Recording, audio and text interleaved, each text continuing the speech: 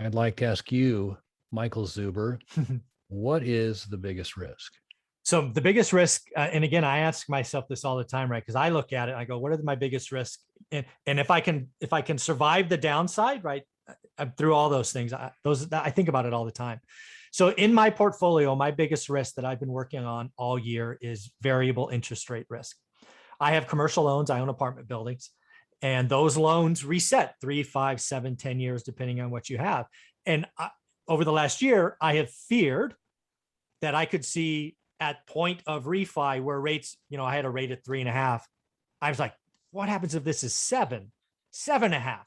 Right. So what I have been doing actively over the last year or so is taking all of my loans and looking for ways to get 30-year money. One thing you can do, because there's now, for the first time really in the last couple of years, there are these vendors called non-QM lenders, non-QM lenders. And I work with a lender who has taken all of my apartment risk and allowed me to get 30-year money at 3.99%.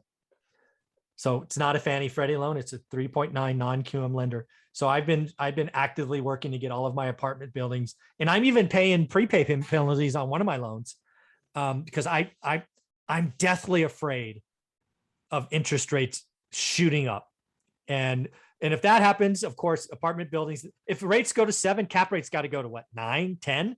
And then the valuation calls and they're going to say, hey, you're now in technical default and you got to cut a big check.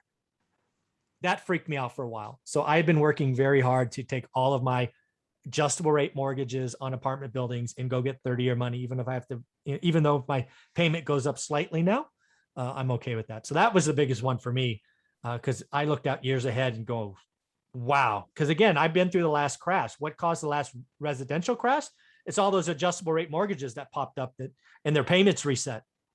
I looked at that going, oh my God, if that happens to my apartment buildings and then the cap rate goes up and the value is cut in half, where do I go? So that was the big one for me. So I'm working on my last one right now.